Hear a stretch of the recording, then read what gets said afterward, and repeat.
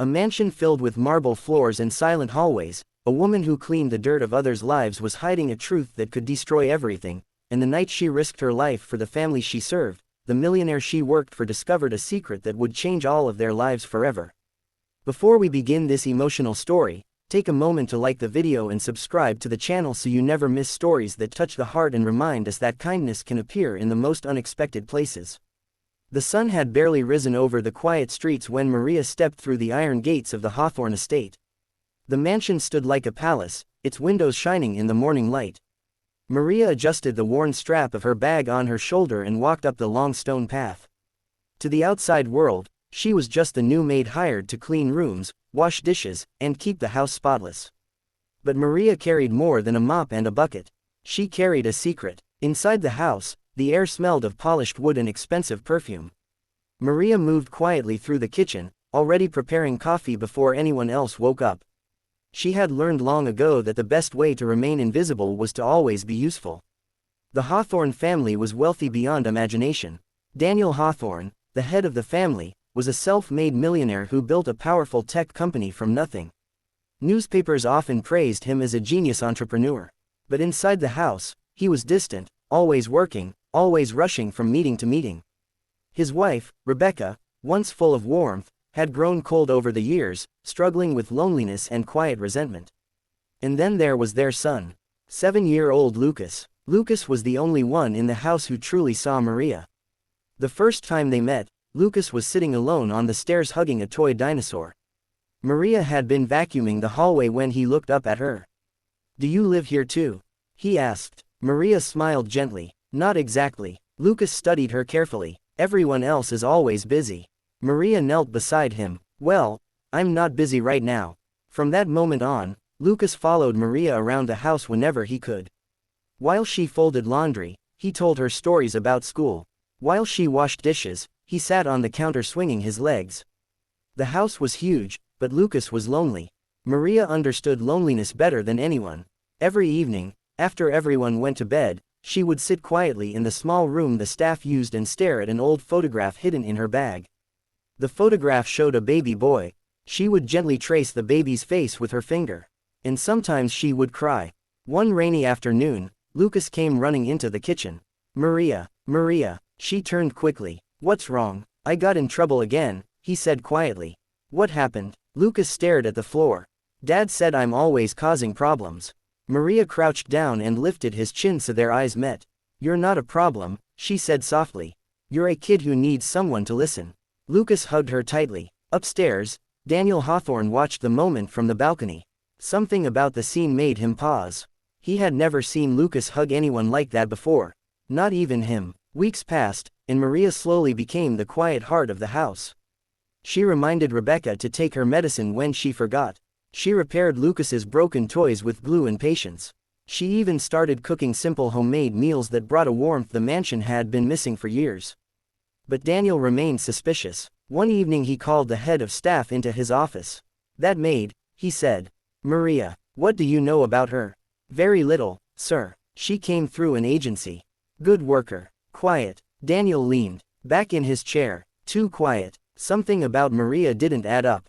He noticed the way she watched Lucas sometimes, not like an employee watching a child, but like a mother watching her son.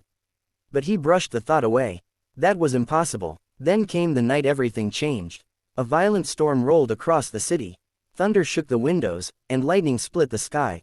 Daniel was still working in his office when the power suddenly went out. The mansion fell into darkness.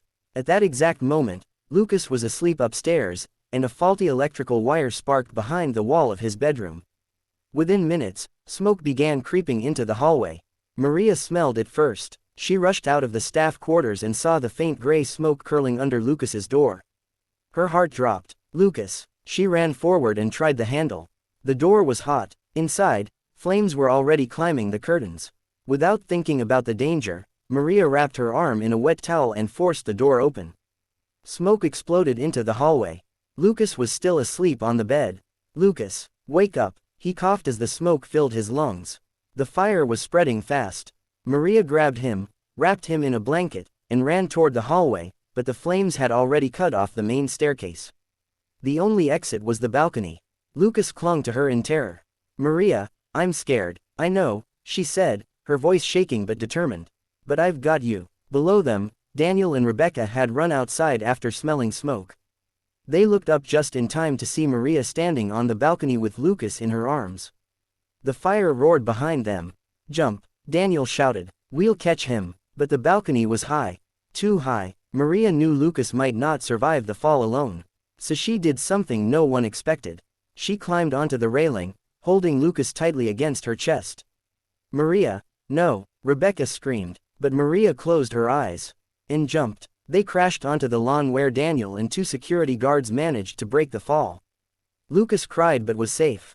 Maria lay unconscious. Her arm burned badly from the fire. Sirens filled the air as firefighters arrived. At the hospital, Daniel paced the hallway for hours. Finally, a doctor came out. "She's going to survive," he said. But she inhaled a lot of smoke. Daniel nodded, relieved. "Can we see her?" The doctor hesitated. "There's something else." "What?" "When we treated her, we found something unusual in her medical file." Daniel frowned. "What do you mean?" The doctor handed him a folder. Daniel opened it. Inside was a document. And a name. Lucas Hawthorne. Daniel's hands started shaking. "Why is my son's name in her records?" The doctor spoke quietly. "Because according to this, she's his biological mother." The world seemed to stop. Daniel rushed into Maria's hospital room. She was awake now, weak but conscious. When she saw him holding the file, tears filled her eyes. "You weren't supposed to find out like this," she whispered. Daniel's voice trembled. "Explain." Maria closed her eyes. 7 years earlier, before Daniel became famous, he had a brief relationship with a young woman working 2 jobs to survive. Maria. When she became pregnant, Daniel had already left the country for a major business deal. She tried contacting him, but never reached him. When Lucas was born, Maria fell into deep financial hardship. Eventually, Daniel's lawyers located her after discovering the child during a background investigation. They offered a settlement and custody. Maria believed Lucas would have a better life with wealth and stability. So she gave him up. But she couldn't stay away. Years later, when she saw a job opening at the Hawthorne estate, she applied, not to reclaim Lucas, just to see him grow. Daniel stared at her, speechless. "You gave up your son, so he could have a better life." Maria nodded through tears. "I never wanted him to know the struggle I lived through." Daniel looked down at the burn bandages covering her arms. "And tonight, you risked your life for him." Maria's voice cracked. A mother never stops protecting her child. At that moment, Lucas walked into the room holding Rebecca's hand. He ran to Maria's bed. "Maria," she smiled weakly. "You're safe. That's all that matters." Lucas looked at Daniel. "Dad, can Maria stay with us forever?" Daniel looked at Maria. Then he did something that shocked everyone. He pulled a chair beside her bed. "You're not the maid anymore," he said softly.